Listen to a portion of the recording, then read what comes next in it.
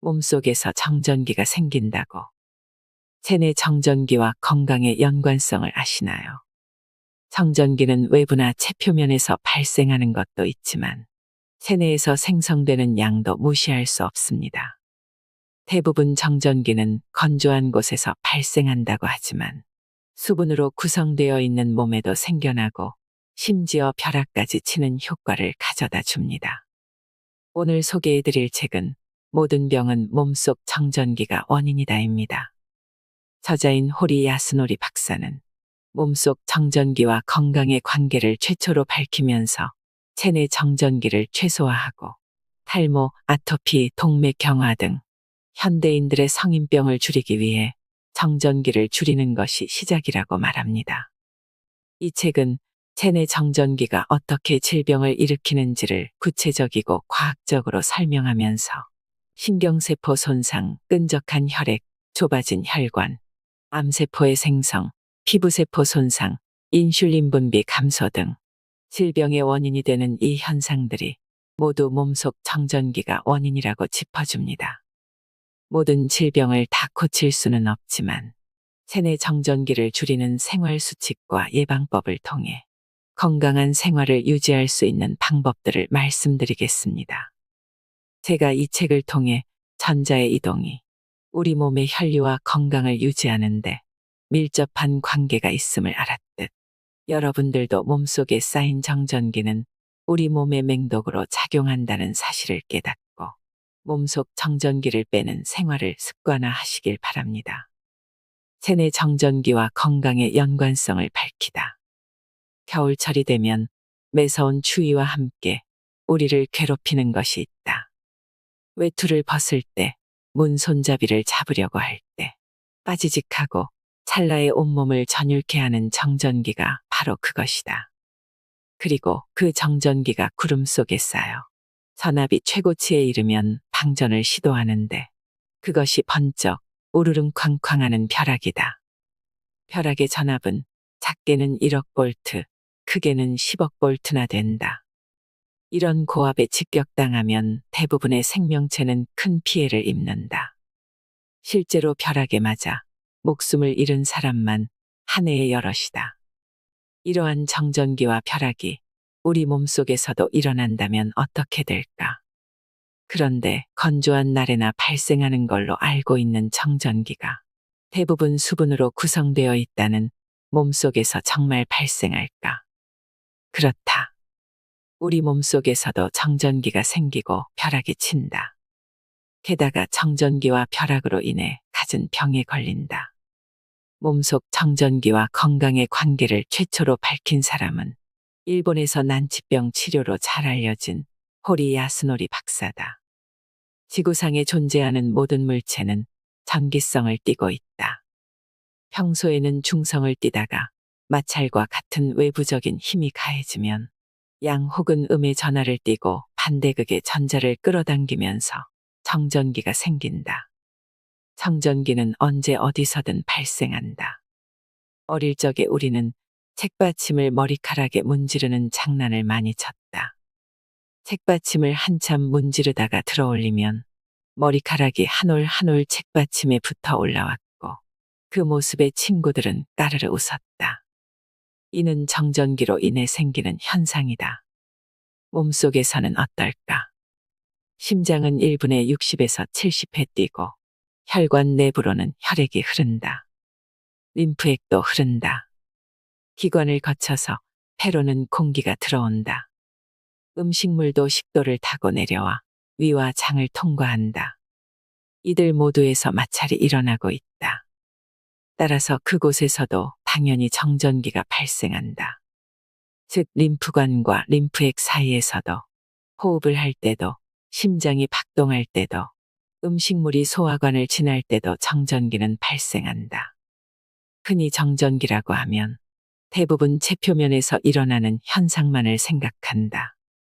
하지만 손끝이나 몸 어딘가에서 찌릿하고 느껴지는 정전기는 체표 정전기이다.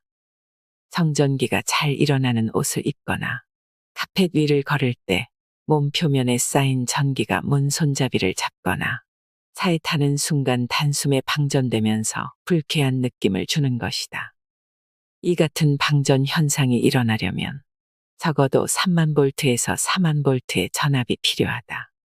체표 정전기도 몸에 악영향을 미치므로 정전기가 잘 일어나는 옷은 안 입고 전기 제품에 둘러싸인 생활은 되도록 멀리하는 것이 좋다. 호리 야스노리 박사는 체표 정전기보다 훨씬 골치 아픈 질병을 만들어내는 원흉이 바로 체내 정전기라고 말한다. 습도와 상관없이 정전기는 발생한다. 몸속 정전기와 관련해 많은 사람들이 궁금해하는 점이 정전기는 건조한 곳에서 일어나는 것으로 알고 있는데 수분 함량이 꽤 높은 몸속에서도 정전기가 일어날 수 있을까이다. 공기가 건조한 상태에서는 수분이 적거나 없어 절연체에 정전기가 발생해도 전기가 쉽게 이동하지 못해 때때로 방전을 일으킨다. 습도가 35% 아래로 떨어지면 일반적으로 정전기가 잘 안 일어난다고 하는데 실제로는 면, 나무 같은 천연 소재에서도 정전기는 발생한다. 여름보다 겨울에 정전기가 더 많은 이유는 그렇잖아도 공기가 건조한데 난방까지 가세한 탓에 더욱 공기가 건조해지기 때문이다. 하지만 습도가 65%를 넘으면 정전기가 생겨도 수분을 통해 저절로 빠져나가기 쉬운 환경이 조성된다. 즉, 습도가 높은 날에도 정전기는 발생한다. 습도가 높을 때 정전기로 인해 빠지직거리지 않는 이유는 정전기가 수분을 함유한 대기 중으로 부드럽게 방출되기 때문이다. 습도가 높든 낮든 방전되는 방식이 다를 뿐 정전기는 똑같이 발생한다. 벼락은 구름이 쌓아둔 전기가 국소적으로 공기의 절연 내압을 이겨내고 지표로 흐르는 거대한 방전 현상 중 하나이다. 벼락의 근원인 정전기의 발생원은 네온이며 네온의 근원은 수증기이다. 네온 내부는 물이 얼어서 생긴 작은 얼음 알갱이들이 모여서 생긴 쌀랑눈으로 이루어져 있다. 이들이 자기들끼리 격렬하게 맞부딪히거나 주위의 공기와 서로 스치면 그 마찰 때문에 정전기가 발생한다. 네온에서도 벼락이라는 정전기가 발생하는 마당에 60에서 70%가 수분으로 채워진 인체에서도 당연히 정전기가 발생하지 않겠는가. 체내 벼락이 신경세포를 직격하면 치매, 유전자를 직격하면 암에 걸린다. 몸속에 쌓인 정전기는 맹독이자 날카로운 칼이다. 사람들은 설마 나한테 벼락이 떨어지겠어라고 생각하지만 벼락은 언제 어디에 떨어질지 예측이 불가능하다. 벼락을 얕봐선 안 된다. 체내 정전기도 마찬가지로 가볍게 넘겨서는 안 된다. 왜냐하면 끈적한 혈액, 좁아진 혈관, 신경세포 손상, 암세포 생성, 피부세포 손상, 인슐린 분비 감소 등 질병의 원인이 되는 이 현상들이 모두 몸속 정전기의 소행이기 때문이다. 적혈구 표면의 대전 균형이 무너져 혈액이 끈끈해진다. 혈액을 검사하면 적혈구가 각자 떨어진 상태로 탁구공처럼 통통 튀듯이 혈관 안을 이동하는 모습을 볼 수 있다. 그런데 간혹 적혈구들이 서로 뭉쳐 다닐 때가 있는데 이는 끈끈하고 건강하지 못한 혈액이라고 보면 된다. 적혈구가 서로 달라붙는 이유. 그것은 바로 적혈구 표면의 대전 균형이 무너졌기 때문이다. 적혈구는 혈액 속 다양한 성분과 수분, 혈관벽과 서로 스치면서 흐른다. 그러니 그곳에서는 당연히 정전기가 발생한다. 모든 적혈구의 표면이 음전하로 대전돼 있다고 치자. 그러면 같은 전하를 띤 적혈구들은 서로 반발하게 되어 달라붙지 않고 튕겨져 나간다.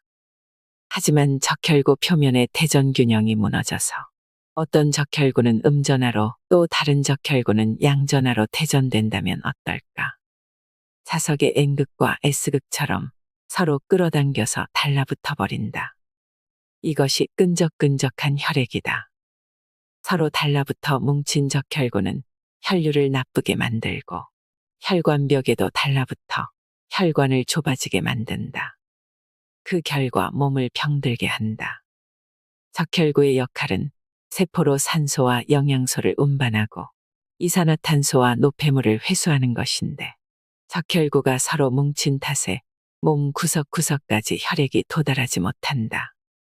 그러면 말초신경의 세포는 산소 부족과 영양 부족에 빠지고 이산화탄소와 노폐물이 축적되어 결국에는 사멸한다. 수족냉증이 그 초기 증상이다. 그리고 이어서 내장의 기능이 저하되면서 다양한 질병이 발생한다. 동맥경화도 체내 정전기가 축적되어 생긴다. 일반적으로 동맥경화는 콜레스테롤을 과잉 섭취해서 생긴다고 알려져 있는데, 그 바탕에는 체내 정전기가 있다. 혈관의 내막과 중막 사이에는 내탄성판이 있는데, 이곳에서 콜레스테롤의 진입을 튕겨낸다. 그리고 대략 5세 무렵부터 동맥벽에 조금씩 칼슘이 침입하기 시작하고, 나이가 들수록 혈관의 칼슘 양도 갈수록 증가한다. 내탄성판을 비롯해서 혈관의 탄성을 제공하는 물질이 엘라스틴인데, 여기에 칼슘이 침착되면서 탄성을 잃어버린다. 즉 동맥경화는 콜레스테롤이 많아서 걸린다기보다는 애초에 정전기 때문에 끌려온 칼슘이 마중물 역할을 해서 콜레스테롤을 진입시킨다고 보는 편이 옳다. 치매는 체내 정전기가 신경세포를 직격해 생긴다. 몸속 정전기는 절연체인 지방층에 쌓여 있다가 한꺼번에 방전하는데, 이때 정전기가 직격하는 부위에 따라 사람은 다양한 병에 걸리게 된다. 그중 하나가 치매다. 치매와 정전기의 관계를 보면 알츠하이머형 치매는 신경세포의 벼락이 떨어져서 생기고, 뇌혈관성 치매는 정전기가 혈관벽에 쌓인 탓에 혈관 기능이 떨어지면서 생긴다고 본다. 인간의 뇌는 감정을 느낄 뿐만 아니라 상상하는 능력까지 갖춘 섬세한 기관이다. 계산은 컴퓨터 쪽이 빠를지 모르나 섬세함은 당연히 인간의 뇌가 한참 위이다. 컴퓨터 내부에서는 정전 파괴라는 현상이 일어나기도 한다. 이는 정전기 방전이 야기하는 문제의 하나이다. 집적 회로는 절연성이 높은 산화 실리콘 등의 얇은 막으로 덮여 있다. 그런데 정전기의 방전으로 일시적으로 높은 전압의 전기가 흐르면 산화 실리콘 등으로 된 절연층이 깨지면서 내부의 회로가 손상된다. 이를 정전 파괴라고 한다. 파괴라고 하니 산산조각으로 부서지는 것을 연상했을 텐데, 실제로는 0.1mm도 안 되는 작은 회로가 동작을 멈추거나 기능이 저하되는 현상이다. 겉만 봐서는 절대 알지 못한다. MOS형 반도체는 80에서 100V의 전압만 걸려도 반도체로서의 기능을 상실한다. 산화막이 불완전해서 더 낮은 전압에 파괴되는 경우도 있다. 사람이 따끔하다고 통증을 느낄 정도가 약 3kV의 전압이라고 하니 80에서 100V란 수치가 얼마나 작은지 상상이 갈 것이다. 이처럼 정전기 방전은 집적회로 같은 전자부품에는 무척 두려운 존재다. 신경세포가 정보를 전달하는 전위는 115MV에 불과하다. 1V의 1000분의 115라는 매우 작은 전압으로 정보 전달을 조절하고 있는 것이다. 여기에 벼락이 떨어진다면 어떻게 될까? 몸속에서 치는 벼락의 전압은 3000V에서 40,000V쯤 된다. 신경세포가 만들어내는 전위와는 차원이 다르다. 당연히 정보 전달이 차단되거나 정보가 뒤엉켜버린다. 뇌신경세포는 지방과 글리세린으로 코팅돼 있고, 그곳에 정전기가 쌓였다가 우르릉 쾅쾅하고 수상돌기나 축삭, 낭비의 결절, 시냅스의 벼락이 떨어지면 알츠하이머형 치매에 걸릴 수 있는 것이다. 체내 벼락의 유전자 직격, 그것이 암의 시작이다. 세포의 분열과 증식은 본래 유전자의 지령을 받아 조절된다. 암은 그 조절이 받아들여지지 않는 상태로 암세포는 유전자의 지령을 무시하고 저 혼자 자립해서 끊임없이 증식한다. 즉, 암화의 원인은 유전자의 이상에 있는 것이다. 유전자 중에는 암화를 촉진하는 것이 있다. 예를 들어 다친 곳을 회복하려면 격렬한 세포 분열이 필요하기 때문에 암화 유전자가 활성화되지만 회복이 되고 나면 암억제 유전자가 활동을 시작해서 분열을 멈춘다. 이런 시스템이 제대로 이루어지면 암에 걸리지 않는다. 세포막은 지방과 글리세린으로 돼 있다. 거듭 말하지만 바로 이곳에 체내 정전기가 쌓인다. 그리고 어느 순간 우르릉 쾅쾅하고 벼락이 내리친다. 어디에 떨어질지는 아무도 모른다.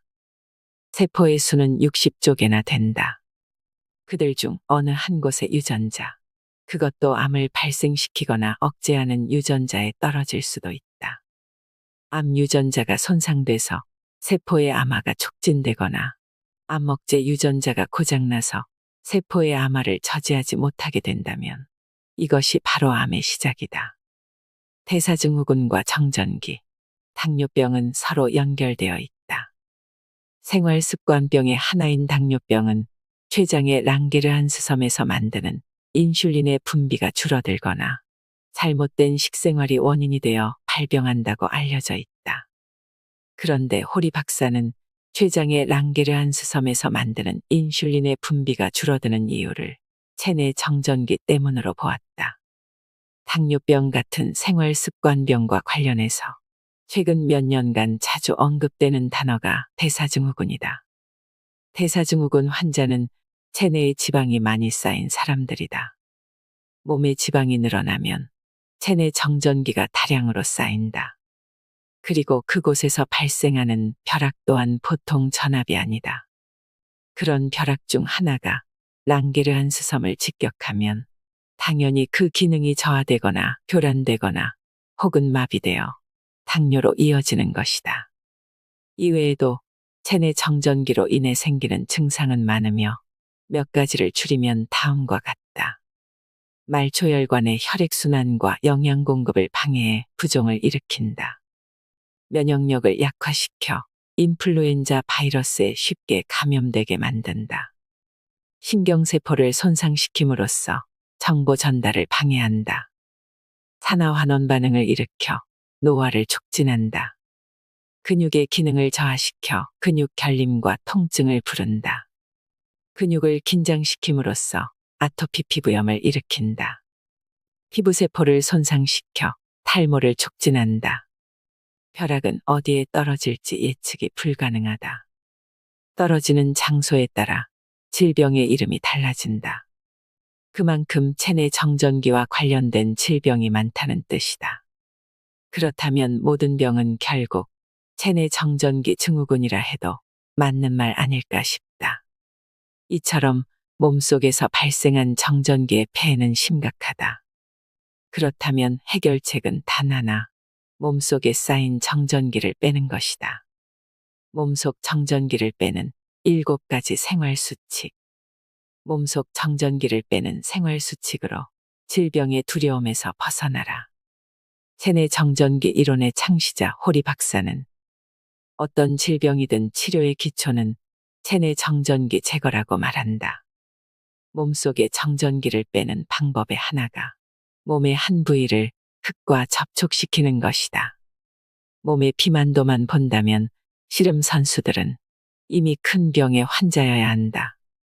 하지만 그들은 땀을 흘리고 흙 위에서 맨발로 운동을 한 덕에 큰 병에 걸리지 않는다. 체내 정전기를 빼기 쉬운 환경에서 생활하기 때문이다. 안타까운 점은 현대인은 몸속에서 지속적으로 발생하는 정전기를 빼는 것이 불가능한 환경 속에서 산다는 점이다. 신발이 일상화되는 바람에 신체와 흙의 접촉 시간이 확 줄었고 도로는 콘크리트화되었으며 콘크리트 건물 안에서 생활한다. 즉, 몸속 정전기의 양은 포화 상태에 달했고 균형도 깨진 상태라고 추측할 수 있다. 그렇다고 아예 방법이 없는 것은 아니다.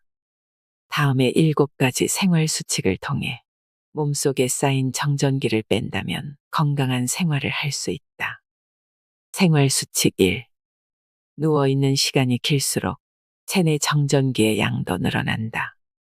매일처럼 전화를 걸어오던 K에게 며칠 연락이 뜸해 전화했더니 열이 나서 머리가 지끈거려라고 말했다. 최근 한동안 체내 정전기에 대해 공부하느라 머리를 많이 써서 지혜열이라도 났나 싶었다. 그래서 어떻게 하고 있어? 누워서 쉬어. K가 기운 없이 대답했다. 그래도 내가 할 말은 해야겠어서 한마디 던졌다. 자네 말이야. 누워있기만 해서는 안 돼. 내 말에 K는 그럼 어떻게 하는 게 좋겠나라며 간절하게 물었다. K에게 지금의 증상이 있기 전에 상황에 대해 묻다 보니 최근 갑작스럽게 학습량이 늘어난 것이 원인이라는 생각이 들었다. 머리를 쓰면 머리로 가는 혈류가 많아진다. 벌써 여러 번 말했으니 다들 알겠지만 혈류가 늘어난 만큼 정전기의 발생량도 늘어난다. 아마 K의 머릿속은 정전기로 가득 차서 여기저기서 벼락이 치고 있을 가능성이 다분했다. 또 다른 원인으로 자기도 모르는 사이 어깨에 힘이 들어갔는데 그 덕에 영향을 받은 두피가 곽인장을 일으켰을 경우도 생각해 볼 수 있고 몸 어딘가에 생긴 트리거 포인트가 자발성 연관통을 두피에 일으켰는지도 모른다. 어느 쪽이든 방법은 하나야. 몸속에 쌓인 정전기를 빼내야 돼. 누워만 있는 건 몸속에 쌓인 정전기를 뺀다는 측면에서 보면 최악의 치료법이야. 병이 나면 누구나 일단 눕는다. 몸을 쉬게 한다는 의미에서는 누워서 쉬거나 자는 것도 나쁘지 않지만 내리 잠만 자는 것은 곤란하다. 왜냐하면 이불 위에 누워있는 것은 몸을 절연된 상태로 만들어 체내 정전기를 빼낼 도리가 없게 만들기 때문이다. 오히려 밖으로 나가 걸어야 한다. 그러면 무심코 흙도 만지게 되고 접지된 무언가에 손이 닿든가 해서 정전기를 빼낼 기회와 마주칠지도 모른다. 하나 더 덧붙이면 수면 시간이 너무 길면 알츠하이머병, 우울증에 걸리기 쉽다. 이는 지극히 당연한 일이다. 자는 동안 몸속에 정전기가 쌓이기 때문이다. 그러니 수면 시간은 되도록 7시간 정도로 제한하고 더 오래 자고 싶다면 5시간 정도 간격으로 중간에 일어나서 손을 씻거나 정원에 나가 흙을 만지는 식으로 몸속 정전기를 빼낼 필요가 있다. 나는 K에게 누워만 있지 말라는 말과 함께 어떻게 해야 증상이 나을지를 구체적으로 조언했다. 먼저 소금을 엄지와 검지로 집어서 먹고 물을 마신 다음 힘들더라도 밖으로 나가서 흙을 만지고 와. 그리고 다시 자. 잠에서 깨면 또 소금 조금에 물 한 잔. 그리고 흙을 만지러 나갔다 와.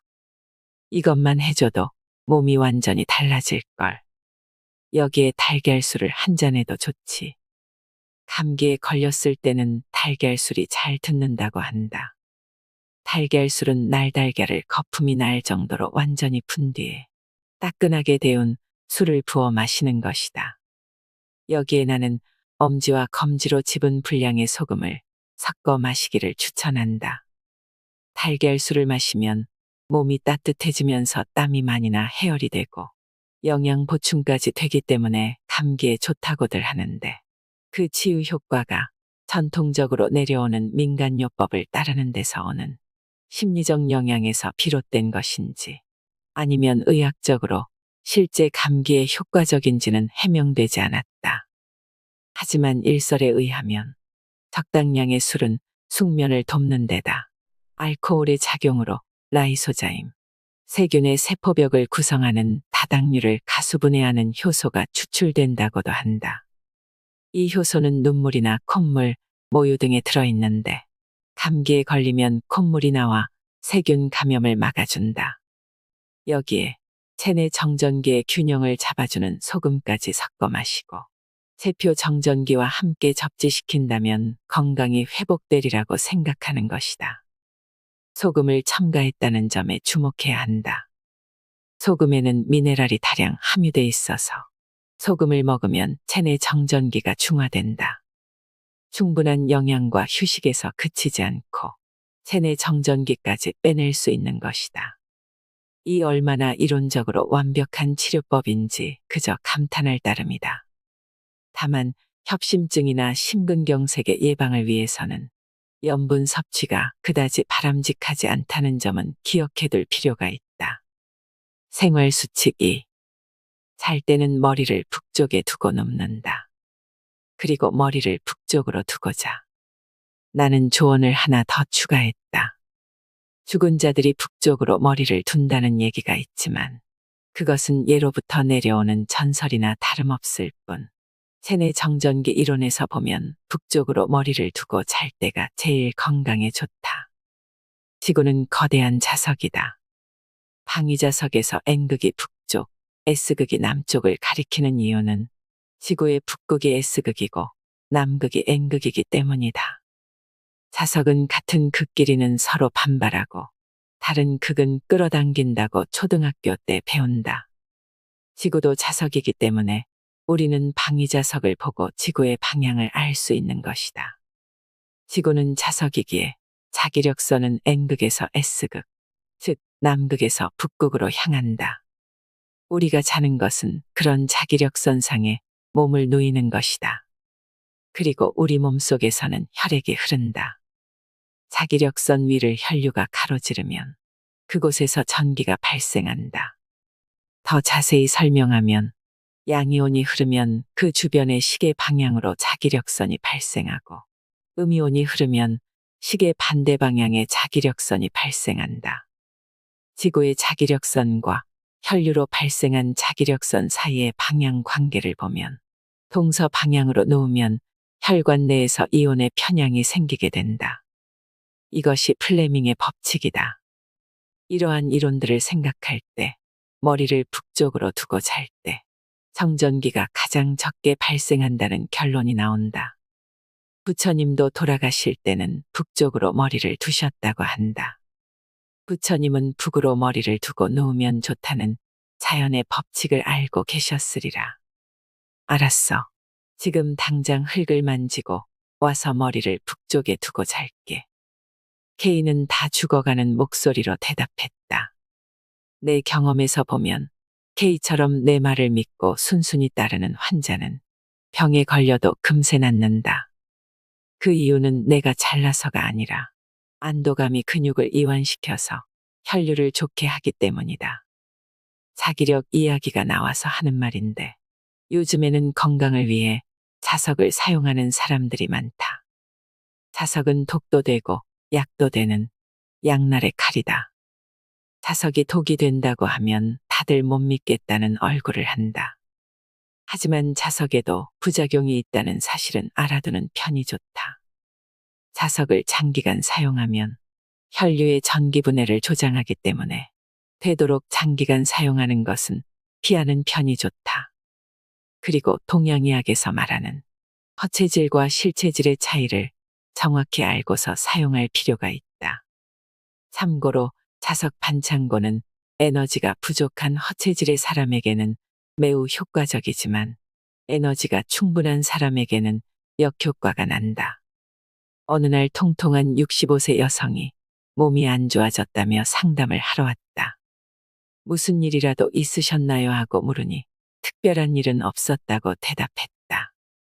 몇 번씩 코로트코프음을 통해 혈압을 재봐도 협심증의 소견밖에 얻을 수 없었다.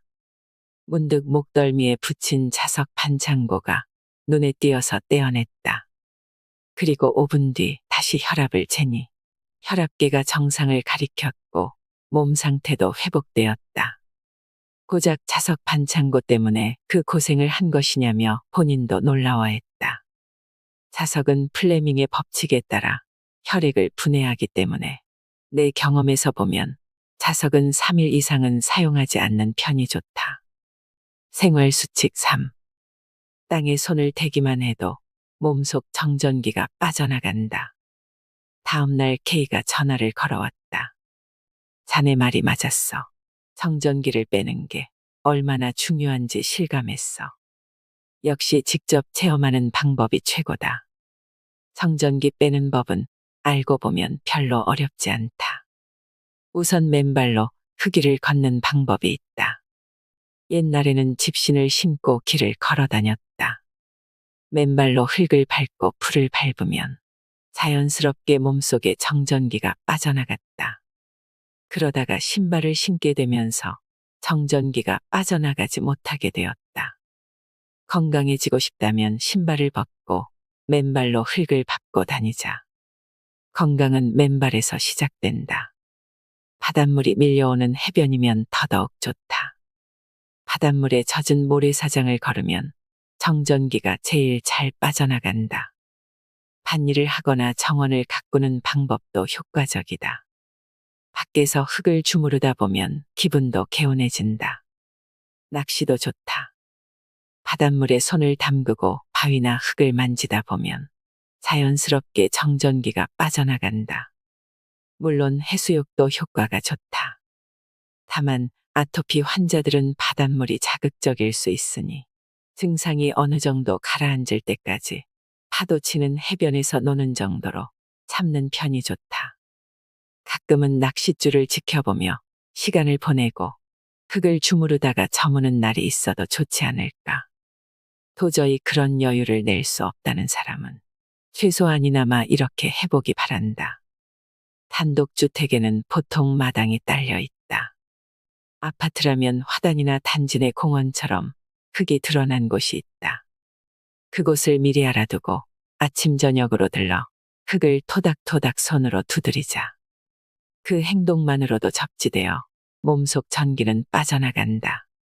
할 수만 있다면 소금물을 뿌려서 젖은 흙 표면을 만지면 더 효과적이다. 손은 지저분해지겠지만 건강을 원한다면 이 정도 노력은 필요하지 않을까. 거리를 걷다가도 흙을 발견하면 그 자리에서 접지 않는다. 이런 습관을 들이면 정전기가 방출돼 몸속에서 벼락이 치는 일도 줄어든다. 건강에는 습관이 제일 중요하다. 좋은 습관을 계속하면 건강해지고 나쁜 습관을 지속하면 병에 걸린다. 접지는 매일 해야 효과를 볼 수 있다. 흙을 만지는 방식으로 접지를 했다고 해서 아직 안심하기엔 이르다. 접지를 했는데도 여전히 몸속에 정전기가 잔뜩 남아있는 경우도 있기 때문이다. 왜 이런 일이 벌어질까? 이번 기회에 접지에 대한 올바른 지식을 익혀서 제대로 된 정전기 대책을 실천하자. 접지는 누전으로 인한 감전을 막기 위해서 가전제품에도 적용되는 대중적인 방법이다. 지구가 거대한 도체이며 대지의 표면은 전위가 제로라는 점을 이용해서 전기를 땅으로 흘려보내는 것이다. 접지의 전기 저항이 1메가옴 이하이면 괜찮다. 이러한 접지 방식은 누전으로 인한 감전을 방지할 뿐만 아니라 정전기 방전으로 인한 화재나 폭발 사고 등을 예방하는 역할도 한다. 참고로 전기 제품의 경우 정전기에 비해 극단적으로 큰 전기 에너지가 흐르기 때문에 접지의 전기 저항치가 100옴 이하인 매우 저항이 작은 것을 써서 전기가 잘 빠져나가게끔 하고 있다. 전기가 잘 통하는 도체의 성질은 접지라는 관점에서 보면 매우 편리하다. 도체는 어딘가 한 곳만이라도 접지시키면 순간적으로 거의 모든 정전기가 대지로 빠져나가기 때문이다. 즉, 미리 접지만 시켜둔다면 철이나 스테인리스 등으로 만든 금속재 장치 등의 도체는 정전기가 발생하는 족족 대지로 빠져나가기 때문에 방전이 일어나지 않는다. 여기서 한 가지 도체일 경우에만 접지의 효과를 볼 수 있다는 점에 주의해야 한다. 절연체가 대전된 경우에는 체내 정전기를 접지해도 전하는 이동하지 않고 그대로 남아있다. 예를 들어 유리나 플라스틱 같은 절연체는 접지를 해도 정전기가 사라지지 않는다. 그런데 접지를 한 도체에 접촉해 있는 절연체의 정전기가 사라진 듯 보일 때가 있다. 실제로도 이 상태에서 절연체의 전위를 측정하면 전위는 낮아져 있다. 절연체라도 접지를 하면 정전기를 제거할 수 있다고 자주 오해하는 이유가 여기에 있다. 그렇다면 왜 정전기가 사라진 듯 보인 걸까? 접지한 금속은 전하가 자유롭게 이동할 수 있는 상태다. 그곳에 대전된 절연체가 접촉하면 도체의 표면으로 절연체에 대전된 전하와 반대 극성을 가진 전하가 끌려 나온다. 즉 접지한 도체와 접촉한 절연체에서는 양전하와 음전하가 중화되어 겉보기에는 정전기가 사라진 듯 보인다. 하지만 당연히 절연체의 전하는 이동하지 않는다. 도체에서 떼어놓으면 사라진 듯 보였던 정전기가 그대로 남아있음을 알 수 있다. 이처럼 접지의 효과는 대전된 물체가 도체냐 절연체냐에 따라 완전히 달라진다. 도체에는 효과적인 접지도, 절연체에는 즉효력이 없다는 사실을 염두에 두고 정전기 대책을 실행할 필요가 있다. 즉, 표면의 정전기는 쉽게 뺄 수 있지만 체내 정전기는 쉽게 빼내지 못한다는 말이다. 그러므로 파도치는 해변을 걸었다고 해서 다음 날부터 몸이 좋아지는 마법 같은 일은 일어나지 않는다. 매일같이 해야 한다. 체내 정전기는 서서히 빼는 수밖에 없다. 한 달에 한 번은 백사장을 걷고 평소 흙을 만지는 습관을 지속해야만 체내 정전기가 빠져나간다. 체내 정전기를 빼내려면 매우 지루한 노력이 필요하다. 하지만 아주 작은 노력들을 반복하는 동안 조금씩 몸이 좋아진다는 것을 명심하자. 생활수칙 4. 길게 호흡해야 오래 산다. 심장박동을 멈추는 일은 물론이고 오장육부는 기본적으로는 자신의 의지로 조절하지 못한다. 심장박동수를 높였다 낮췄다 자유자재로 조절할 수 있다면 그 또한 큰 문제다. 근데 말이야, 오장육부 중에서 일부 장기는 자기 의지대로 조절할 수 있는데 그게 뭔지 아나? 케이는 잠시 생각하더니 자신있게 대답했다. 폐 아닌가? 호흡으로 조절할 수 있으니까. 그의 대답처럼 폐는 어느 정도 자신의 의지대로 조절이 가능한 유일한 장기이다. 예를 들어 폐를 부풀리고 싶다면 숨을 잔뜩 들이쉬면 된다.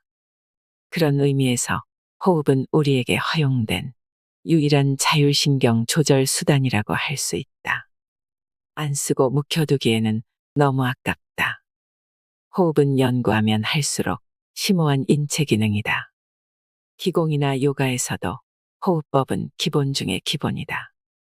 진위 여부는 알 수 없으나 초능력자라 불리는 사람들도 호흡법 입문을 계기로 다양한 특수 능력을 각성시켰다고 말한다. 호흡에 관해서 이야기하자면 끝이 없기 때문에 흥미로운 일화 하나만 소개하고자 한다. 호흡을 한 번 하는 동안에 심장은 4번 뛴다. 이는 포유류라면 몸집의 크기에 관계없이 모두 똑같다. 인간은 물론이고 코끼리와 기린, 개와 고양이, 토끼와 쥐도 모두 한 번 호흡하는 동안 4번의 심박이 있다. 매우 독특한 계산을 한 학자가 있었다. 그는 포유류의 제각기 다른 수명을 심장의 고동 시간으로 나눠보았다. 그랬더니 놀랍게도 포유류라면 어떤 동물이건 평생 동안 심장이 20억 번 뛴다는 사실을 알게 되었다. 그의 가설에 의하면 쥐의 수명은 3년 정도이고 코끼리는 80년 가까이 산다. 하지만 심장의 고동을 같은 속도로 만들면 쥐와 코끼리의 수명은 똑같아진다. 수명은 심장이 고동치는 속도에 비례한다는 뜻이다. 그리고 심장의 고동은 호흡의 속도와 밀접한 관계가 있으니 1분 동안의 호흡 횟수를 줄이면 장수할 수 있다는 말이 된다. 그야말로 긴 호흡은 긴 수명으로 이어진다는 결론이다. 파도는 일본에서도 미국에서도 그리고 아프리카에서도 1분에 18에 밀려왔다가 밀려간다고 한다. 그 같은 자연의 리듬에서 본다면 잠잘 때의 호흡 역시 1분에 18회 정도 하는 것이 숙면을 위한 필요 조건인지도 모른다. 사람들은 대부분 심호흡을 합시다 하는 말을 들으면 스흡하고 숨을 들이쉬고 호흡은 들이쉬기로 시작해서 내쉬기로 끝난다고 생각하는 사람들이 많다. 하지만 곰곰이 생각해보자. 인간은 태어났을 때 응애하고 온다. 이때의 호흡은 응애니까 내쉬는 숨이군. 그럼 죽을 때는 숨을 어떻게 한다고 하지? 숨을 거둔다고 하지. 거둔다. 즉 마지막에는 숨을 들이쉬며 이승과 작별한다. 호흡이란 한자를 봐도 숨 내쉴 호에 숨 들이쉴 흡이다. 내쉬는 숨이 먼저라는 뜻이다. 호흡은 정전기 발생을 억제하는 데에도 매우 중요한 요소이다. 그러므로 긴 호흡을 하려면 먼저 내쉬는 숨에 의식을 쏟으면서 천천히 내뱉는다. 숨을 다 내뱉으면 이번에는 알아서 산소가 들어와 느긋한 리듬으로 들이마실 수 있게 된다. 반대로 들이쉬는 숨에 의식을 집중하면 호흡은 짧고 얕아지기 쉽다. 내쉬는 숨에 의식을 집중해서 내뱉은 후 들이마시는 호흡을 한다면 그것만으로도 수명은 제법 늘어날 것이다. 참고로 본래 인간의 수명은 얼마나 되는지 심장이 1분에 70회 뛴다는 가정하에 윤년을 빼고 계산해보자. 54.4세. 이것이 본래 인간이 타고난 수명이다. 일본 전국시대의 무장인 오다 노부나가는 인생 고작 50년이라고 했는데 정확한 답도 아니지만 아주 틀린 말도 아니다. 2차 세계대전 이전까지만 해도 인간의 평균 수명은 55세 정도였다. 55세 정년제는 평생 현역으로 일한다는 의미에서 설정되었다. 현대의학의 진보 덕도 있지만 그와 더불어 현재의 우리는 1970년대보다 쾌적한 곳에서 살고 식생활도 비할 데 없이 좋아졌기 때문에 평균 수명 또한 큰 폭으로 연장되었다.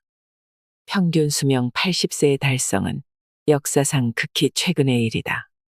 암이 4인 1위로 등극했다는데 고령에 접어들수록 병에 걸릴 가능성은 늘어나니 암의 증가도 어찌 보면 당연하다.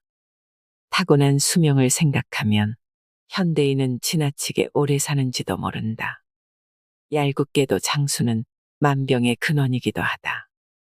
생활수칙 5. 이 호흡은 이제 그만 코로 숨쉬자. 그리고 또 하나 정전기와 직접적인 연관은 없지만 호흡과 관련해 꼭 알아두었으면 하는 지식이 있다. 인간은 유일하게 입으로 호흡할 수 있는 동물이다. 인간은 기도와 식도가 교차하기 때문에 입을 코 대용품으로 사용할 수 있다. 개는 더울 때 입으로 헥헥거리는데 이는 개에게는 땀샘이 없기 때문에 입으로 숨을 뱉어서 체온을 내리려는 행위이지 숨을 쉬는 행동은 아니다. 개는 숨을 코로 들이쉰다.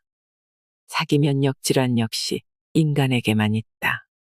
뉴질랜드 블랙마우스라는 쥐가 자기 면역 질환을 일으키는 유일한 동물이며 그 밖에는 후천적으로 면역 질환에 걸리는 동물은 내가 아는 한 인간 이외에는 없다. 이 호흡을 하지 않는 동물에게는 자기 면역 질환이 거의 없다고 봐도 된다. 저명한 면역학자인 니시하라 카츠나리 선생도 말했지만 나는 20여 년 전부터 이 호흡이 질병의 원인이라고 호소해왔다. 교원병이나 네프로제, 꽃가루 알레르기, 천식, 일부 아토피 피부염 같은 면역계 질병은 이 호흡과 매우 깊은 관계가 있다. 왜냐하면 목에는 매우 중요한 면역기관인 인두편도가 있는데 이 호흡을 하다 이곳에 상처가 나면 면역 시스템의 오작동이 일어나기 때문이다. 이 호흡을 멈추면 면역 질환이 크게 호전된다. 수많은 환자를 치료하고서 알게 된 사실인데 이 호흡이 나쁘다고 머리로는 알아도 일단 잠이 들면 어느 틈엔가 이 호흡을 하는 사람이 매우 많다.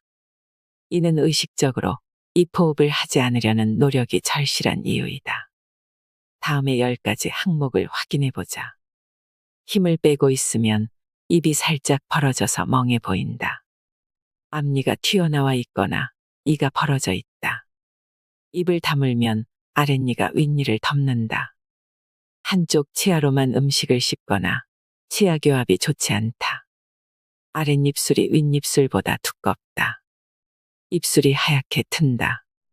아침에 잠에서 깨면 목이 아플 때가 많다. 윗입술 전체가 산 모양을 하고 있다. 음식을 먹을 때 쩝쩝 소리가 난다. 알레르기성 비염 등의 코막힘 증상이 있다.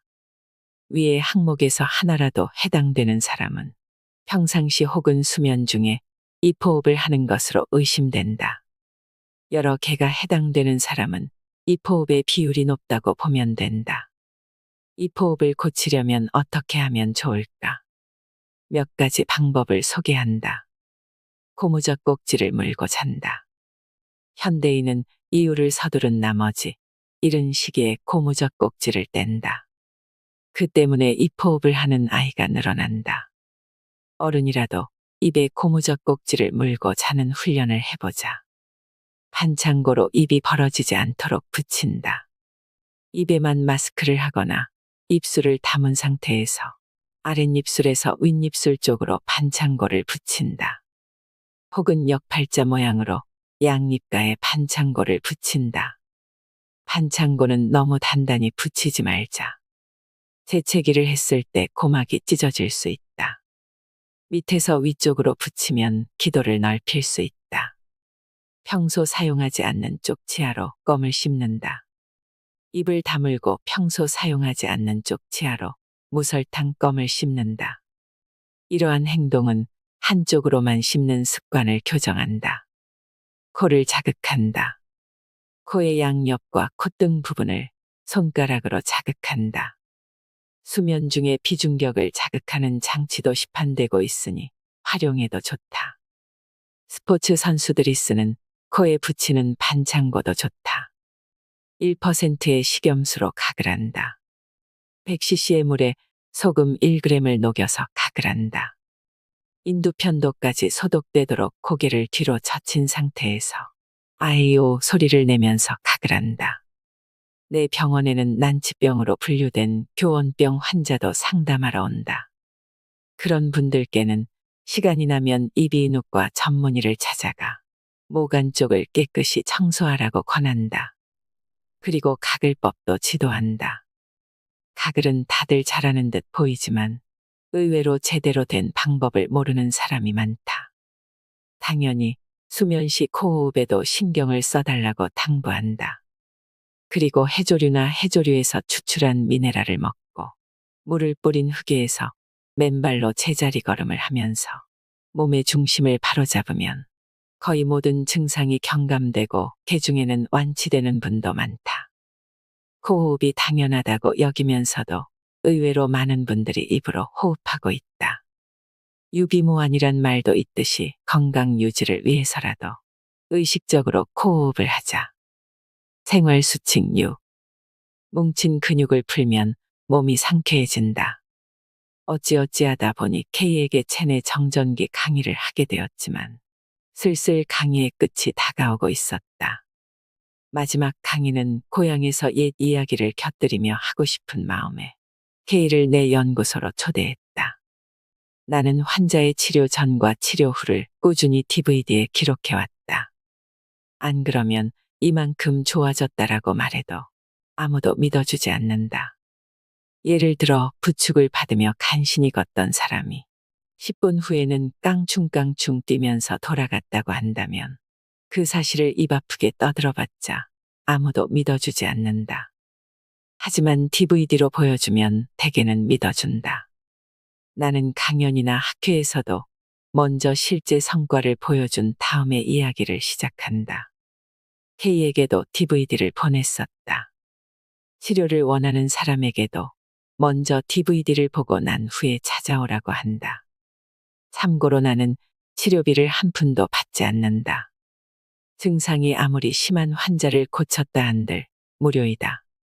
하지만 이런 식으로 했더니 20년 뒤까지 예약으로 꽉 찼던 경험이 있어서 이래서야 내 몸이 나만하지 않겠다 싶어. 지금은 치료보다는 건강을 위한 연구나 계몽 활동에 주력하고 있다. 이것이 굳이 내가 손을 쓰지 않더라도 환자 스스로 치유할 수 있게끔 지도하는 방법 같기 때문이다. 이 책도 계몽 활동의 일환이라고 보면 된다. 매일 아침 저녁으로 땅에 손을 짚기만 해도 몸이 좋아진다는데 속는 셈치고 한번 해보자는 생각이 들지 않는가. 병원이나 치료원을 찾기 전에 일주일이나 2주일만이라도 해보자. 그래도 별 차도가 없는 사람만 전문가의 치료를 받으면 된다. 아직 건강할 때 이런 습관을 들인다면 병원에 다니는 사람은 급감할 터이다. 뭉친 근육을 풀어줄 겸해서 K의 근육을 살피니 몸이 많이 비틀려 있었다. 내 치료는 거칠기 때문에 비명이 절로 나는데 K 역시 끝날 무렵에는 눈물을 흘렸다. 나는 몸의 근육이 이완되면 대부분의 불쾌한 증상이 개선된다고 믿는다. 그러므로 근육을 어떻게 이완시킬까에 주안점을 둔 치료를 하고 있다. 내 근육 마사지가 다 끝난 뒤 이완된 근육이 주는 힘차고 상쾌한 느낌은 치료를 받아본 사람이 아니면 알 수 없다. 뒤집어 말하면 질병이나 불쾌한 증상은 근육이 긴장하고 수축한 탓에 일어난다고 할 수 있다. 근육이 이완하고 수축하는 데는 칼슘 이온이 매우 중요한 역할을 한다. 근육에 붙어 있는 근소포체란 곳에서 칼슘 이온이 방출되면 근육이 수축하고 칼슘 이온이 되돌아가면 근육은 이완된다. 성전기가 많아지면 칼슘 이온이 근소포체로 돌아가지 못하기 때문에 근육은 수축한 채로 남게 된다. 여기서 악순환이 시작된다. 성전기가 늘어난다. 근육이 수축한다. 혈관이 수축한다. 성전기가 늘어난다. 이 사이클을 반복하는 동안 근육은 점점 딱딱하게 굳어버린다. 어깨 결림에서 시작해서 무릎 통증, 부종, 알레르기성 비염, 아토피 피부염 등 다양한 질병으로 이어진다. 배를 살짝만 눌러도 아얏하고 비명을 지르는 사람이 있는데 그런 사람은 내장까지 딱딱해진 탓에 내장 기능이 상당히 저하된 상태로 이미 병에 걸렸든가 걸리기 직전에 와 있을 것이다. 암에 걸릴 위험도 있다. 이 악순환에서 탈출하려면 스트레스를 줄이는 방법이 최고다. 그 다음은 무조건 근육 마사지를 해야 한다. 근육이 결린 부위에는 압통점이 있고 그 부분에 근경결이라는 뻐근한 곳이 있는데 그곳을 공들여서 풀어준다. 마사지 후 일시적으로 통증이 증가할 수 있으나 그래도 계속 마사지한다. 되도록 살짝살짝 풀어주는 방법이 제일 좋지만 조금 세게 해도 상관은 없다. 트리거 포인트. 압통점이 생기면 없애기가 상당히 힘들다. 하지만 계속 하다 보면 반드시 근육이 이완되고 혈류가 좋아져서 다양한 증상이 차츰 사라진다. 그리고 병행해야 할 일이 몸속에 쌓인 정전기를 빼는 것이다. 생활수칙 7. 식습관으로 정전기 발생을 억제한다. 식사는 매일의 일과이기 때문에 소홀히 할 수 없다. 하지만 우리가 무엇을 먹으면 좋을까란 질문에는 답하기가 정말 어렵다. 일례로 골다공증 예방을 위해 우유를 마신다는 사람이 많은데 정말로 예방이 되느냐 하는 점에선 사실 의심스럽기 짝이 없다. 분명 우유에는 칼슘이 많이 들어있지만 칼슘이란 영양소는 마그네슘과 같이 있어야만 비로소 체내에서 뼈가 되기 때문이다. 그런데 칼슘을 먹어야 한다는 명제에만 매달린 나머지 사람들의 머릿속에선 마그네슘은 잊혀졌다. 건강한 식생활이라고 하기엔 수준이 너무 낮다. 살아있는 모든 생명은 종족 보존이 최우선 목표인데 그런 면에서 볼 때 우유가 최고의 먹을거리라면 송아지가 젖을 떼고 풀을 먹는 일은 없어야 하는 것 아닌가. 최근에는 건강보조식품이 유행하면서 난치병이 나았다라는 대담한 광고 문구를 쓰고 그 문구에 혹하는 사람들이 많은데 개인적으로는 그러한 현상이 그다지 탐탁지 않다. 첫 번째 이유는 어떤 이의 난치병이 나았다고 해서 누구든 다 똑같은 효과를 보리란 보장이 없기 때문이다. 같은 약이어도 모든 이에게 같은 효과를 내지는 않는다. 하물며 약도 아닌 건강보조식품이 모든 사람들에게 같은 효과를 낸다는 건 있을 수 없는 일이다. 두 번째 이유는 난치병을 치료하는 데 효과가 있었다고 해서 과연 건강을 유지하는 데에도 도움이 될지 고려해 봐야 한다는 점이다. 이 점은 건강보조식품을 복용할 때 반드시 짚고 넘어가야 할 부분이다. 열이 날 때는 해열제를 복용하고 열이 떨어지면 복용을 멈추는 것이 약의 상식이다. 해열제는 열을 내리는 약이지 건강을 유지하는 약이 아니기 때문이다.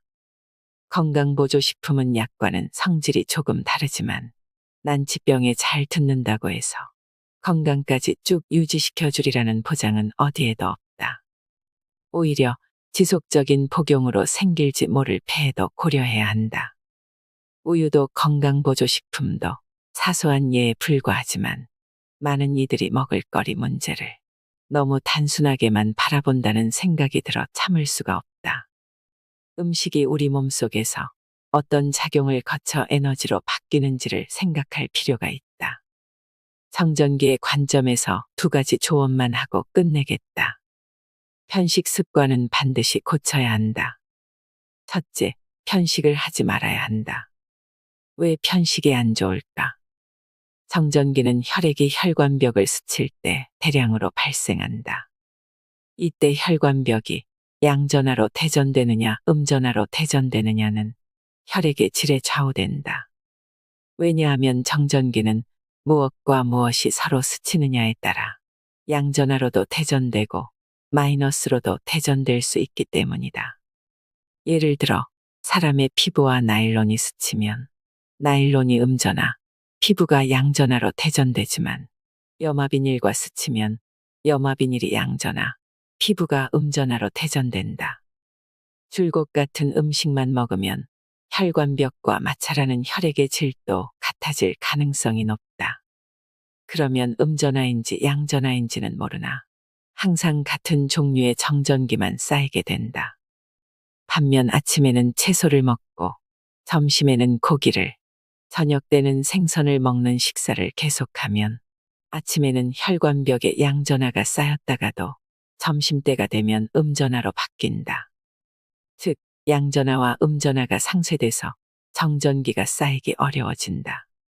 결국 식사는 이것저것 골고루 먹어야 좋다는 상식은 체내 정전기 관점에서도 옳은 상식이라고 할 수 있다. 식사뿐만이 아니라 마음의 상태나 환경 등에 따라서도 혈액의 질은 변화하기 때문에 식사만으로는 설명이 안 되는 부분도 있지만 편식이 정전기를 쌓이기 쉽게 만드는 요소 중 하나임에는 틀림이 없다. 미네랄을 듬뿍 섭취한다. 둘째, 미네랄을 충분히 섭취해야 한다. 영양소로 필요한 미네랄을 필수 미네랄이라고 한다. 미네랄은 우리 몸속에서 다양한 작용을 한다. 그것도 서로 기량하거나 도우면서 작용한다. 일례로 하여는 각종 효소의 생성, 혈중 콜레스테롤 양의 조절, 세포와 생식기의 발달, 단백질 합성과 생명활동, 유해 미네랄의 해독과 활성산소의 제거 작용을 하며 결핍되면 피부 장애와 미각 장애가 나타난다. 유황은 아미노산과 비타민 B1, 털, 손톱, 피부 등의 구성 요소이다. 마그네슘은 신경 기능의 유지와 뼈와 간, 근육, 피부에 필요하다. 부족하면 고혈압이나 당뇨병, 심장질환 같은 생활습관병에 걸리기 쉬우며 유황과 함께 유해 미네랄의 해독에 효과적이다. 살은 약 70%가 헤모글로빈의 형태로 적혈구 속에 존재하는데 산소의 운반과 세포 호흡, 에너지 대사, 수많은 효소의 형성에 관여한다. 모든 병태, 모든 병폐, 모든 질병을 파고들면 미네랄 결핍이라는 원인에 도달한다고 라이너스 폴링 박사는 말했다. 그 정도로 미네랄은 중요하다. 하지만 박사는 효소의 기축이 된다는 점에서 이온화 미네랄을 중시했을 뿐 정전기에 대해서는 고려하지 않은 듯하다. 그러면 이온, 미네랄, 정전기는 어떤 관계가 있을까? 미네랄은 혈액 속으로 들어가면 이온화한다. 이것이 전해질이며 전해질은 전기를 통과시킨다. 전기를 통과시키지 않는 포도당이나 요소는 비전해질이라고 한다. 혈관 속에 정전기가 늘어나면 적혈구의 표면에서 전하의 균형이 무너지기 때문에 적혈구끼리 달라붙어 혈액의 상태가 나빠진다. 그리고 그 영향으로 병에 걸린다. 당뇨병에 걸리면 혈중 포도당이 늘어나면서 적혈구가 염주나 덩어리 형태로 뭉치기 때문에 혈액순환 부전에 빠질 가능성이 있다. 그 결과 말초혈관 경색이 일어나고 혈관이 좁아지면서 어쩔 수 없이 발가락을 절단해야 하는 상황이 벌어지기도 한다. 하지만 재생의료 분야에서는 줄기세포로 혈관을 만들어서 혈류를 개선시키려는 시도를 하고 발가락을 절단하지 않아도 되는 치료법을 연구하고 있다고 하니 머지않은 미래에는 당뇨 합병증으로 발가락을 절단하는 경우는 줄어들 것으로 보인다. 혈관벽에 정전기가 쌓이면 그곳에 물 분자가 달라붙어서 혈관이 좁아지거나 혈관의 수가 줄어 부종의 원인이 된다는 이야기도 했었다. 하지만 적당량의 미네랄을 섭취하면 이온화된 미네랄이 정전기를 중화시킨다. 그 영향으로 뭉쳐있던 적혈구가 서로 떨어지고 혈관벽에 달라붙었던 물 분자도 혈류를 타고 흘러가 버린다. 체내 정전기를 제거하는 가장 효과적인 방법은 미네랄을 섭취하는 것이다. 현미밥에 신선한 채소와 해조류, 어패류, 된장과 각종 절임식품으로 구성된 식사를 하면 미네랄을 풍부하게 섭취할 수 있다. 가끔은 양식을 해도 괜찮다. 중화요리도 좋다. 하지만 기본은 이 식단 구성을 지키는 것이 좋다. 채소와 어패류는 되도록 신선한 것을 고른다면 최고의 건강 식단이 된다. 미네랄을 섭취할 때는 종류보다는 질이 중요하다. 굳이 하나를 고르라면 식물성 미네랄이 좋다. 식물은 근산으로 토양을 녹여서 흡수한 미네랄을 잎이나 줄기에 저장한다. 이러한 식물의 특성에 기반해 식물화석 을산에 녹여 마시는 건강법이 있는데 이는 화석에 함유된 미네랄을 섭취하려는 의도이다. 식사 외의 방법으로 미네랄을 간단하게 섭취하려면 식물을 태운 재를 구연산이나 초산 등에 녹여 마시면 된다. 독성이 있는 식물은 곤란하지만 식용 가능한 식물이라면 무엇이든 상관없다. 요리하고 남은 자투리 채소를 써도 된다. 청주나 와인처럼 식물을 발효시켜서 만든 술에도 미네랄이 풍부하다. 만드는 방법은 어렵지 않다. 우선 미역과 다시마, 거머리말, 돌김 등의 해조류를 건조시킨 다음 불에 태워 재로 만든다. 그렇게 나온 재 자체가 미네랄이다. 그 재를 그냥 먹어도 된다. 되도록 탄소를 제거해서 회색으로 만드는 편이 효율적이다. 그 재를 식초에 넣고 1개월 이상 재우면 초산아연, 초산요오드, 초산마그네슘 등 물에 잘 녹는 초산염의 형태로 미네랄을 섭취할 수 있다. 이를 매일 소주잔으로 한 잔씩 마신다. 한 잔 이상은 마시지 않는다는 점이 중요하다. 식초는 아무리 그래도 식초다. 즉, 산화제이기 때문에 노화를 가속화시킬 가능성이 높다. 하지만 적은 양의 식초는 자극제가 되어 우리 몸의 활력을 불어넣는다. 알코올에 담가 유효 성분을 우려내는 방법도 좋다. 미네랄이나 기타 영양소들이 알코올에 쉽게 녹아 나오기 때문에 예부터 매실주 등을 귀하게 여겼다. 돈도 별로 안 드니 시중에 나도는 값비싼 건강보조식품을 먹기 전에 이 방법부터 시도해 보길 권한다. 이 비법은 음식물이 체내에서 흡수되는 방식을 그대로 따르고 있다. 음식물은 위산으로 분해되고 다시 장내에서 중화 및 분해되어 흡수된다. 즉 식초는 위산 대신이며 중조는 장내의 알칼리성 효소 대신이라고 보면 된다. 둘 다 10배 이상의 물에 희석해서 마시기를 추천한다. 신장은 혈액순환이 활발한 조직이다.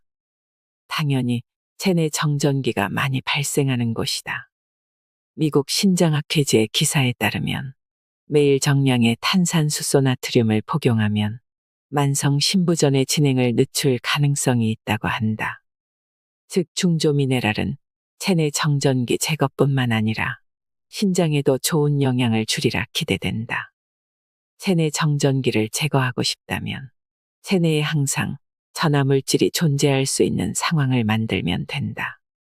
그렇게 하면 정전기가 발생해도 미네랄이 지닌 전하가 중화해준다.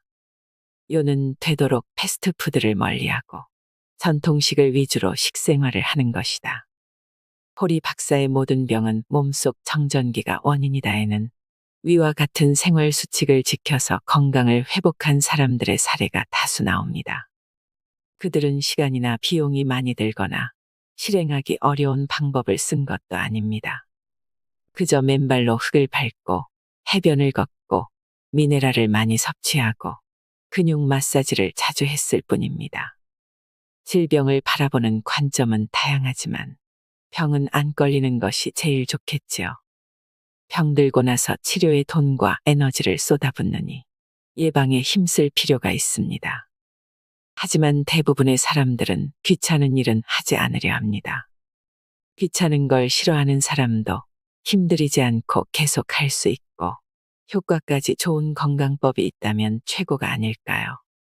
가장 적절한 것이 체내 정전기를 빼는 생활입니다. 질병의 원인은 체내 정전기가 다는 아닙니다. 스트레스, 식생활, 운동 부족, 골격의 이상, 환경오염 등 질병의 원인을 하나하나 들자면 끝이 없습니다. 불씨, 산소, 발암물질, 열이라는 조건을 모두 갖춰야 불이 나듯 여러 가지 요소가 복합적으로 얽혀서 병에 걸립니다. 이 원인들을 전부 없애는 것은 불가능하지만 그 중에서 하나만이라도 제거한다면 병의 발증을 막을 수 있을지도 모릅니다. 그 하나가 바로 체내 정전기이며 아주 작은 노력만으로도 몸에서 빼낼 수 있다는 것을 모든 병은 몸속 정전기가 원인이다 해서 충분히 보여주고 있습니다. 한번 시도해 보시면 좋겠습니다. 간단한 실천으로 고통스러운 증상도 해소하고 다른 병도 막을 수 있을 것입니다. 이상으로 인생의 품격이었습니다. 하루하루 당신의 품격이 더 빛나길 바랍니다.